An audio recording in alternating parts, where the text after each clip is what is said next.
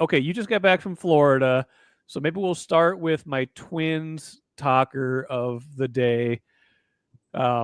Royce Lewis got hurt again. Maybe it doesn't seem as serious as last year's injury that put him on the injured list, right at the start of the season. Hopefully he'll be back in not too long. All that said, these injuries are piling up, Velle. He didn't have a great finish to last year. That's an understatement. Is 2025 kind of a make or break season for Royce Lewis? It feels crazy to say after where we were 18 months ago, but it kind of feels like we might be there. Well, the soft tissue injuries are definitely a concern with him. It should not be happening. I'd be more optimistic if he was getting injured because of blunt force injuries, like getting hit with a pitch or jamming a knee while sliding to a base or colliding with a wall, like what Byron Buxton went through his first few years as a pro. That would raise my comfort level. But so that is concerning that that Royce is dealing with stuff like this. And, I watched him in spring training, and he was really easing his way down the line a lot of times, a lot of ground balls. If he didn't think he had a chance to beat it out, he was, kind of cruising through the bag. And I was there the day he pulled his hamstring, and he came busting out of the box because he knew it was going to be a close play. And then, of course, when he finally kicks it into overdrive, that's when he pops the hammy. So not just a slight, it's a moderate strain. So we're not going to see him for at least a month, I would imagine. So that's a disappointment. But one thing is he's still just 25 years old in a sport where you still peak at about 27, maybe 26 if you have enough experience. And Royce has only played 2 years. He's got 2 years. He's played in the 2023 to 2024 seasons.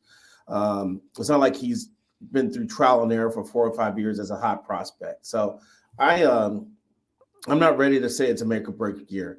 I think if he stays healthy, he's going to put up numbers. Fortunately, he's going to have a 5-month season, it looks like, because he'll probably won't be activated until like the first week of May. But I think it's a little too soon to say that this is make or break for Royce. He's not even close to like someone like Jose Miranda, who's got 1,000 plate appearances now. So you kind of figure out what you are once you get to 1,000, 1,500 career plate appearances. And Royce is not even close to that. I don't think he's out over 600 plate appearances in 2 years. So I think the jury's still out for old Royce there. I'd be less concerned. Like you said, I think you made a good point about the soft tissue injury. I was going to mention that. Like a lot of these things that he's gone through in the last couple of years have been soft tissue injury. Obviously, he had like the ACL. That's just that can be kind of a freak thing. Like he crashes into a wall, or if it was a few years ago. But lately, it's been the strains and things like that you're like, okay, like at most it's going to be a 5-month season for him. But last year he came back, then he got hurt again. He got hurt right before the 2023 playoffs, but was able to come back and have a great postseason, things like that. I would be less concerned. I would be less apt to say this could be a make or break season if we didn't also have the way he performed at the end of last year on top of the injuries. Those two things to me, you were already questioning, okay, how good is he going to be this year? What was real? What was not real? In his season last year, and now you've got another injury on top of it. I feel like if not make or break, this is a pretty important year for him.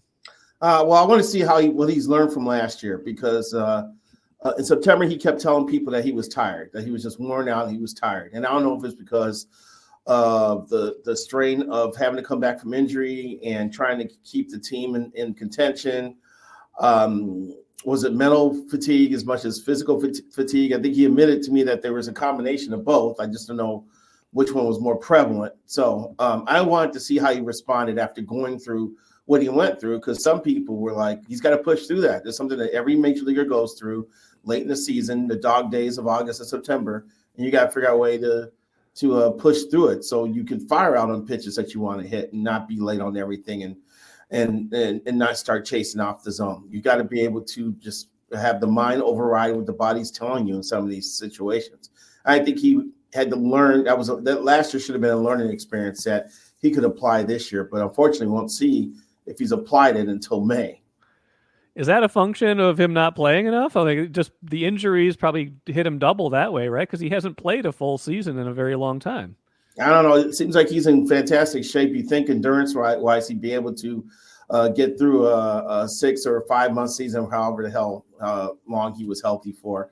So I would expect that he should be Well, because he was the only one really voicing what he was going through. Maybe a lot of guys in that clubhouse were going through the same thing, and they just weren't voicing it, because we all know Royce will voice what he's feeling on a number of topics. So I think he likes to talk and he likes to be quoted. So I guess maybe he's being too transparent there. But I would say that that he is a professional athlete, and they should be conditioned enough to get through a regular season.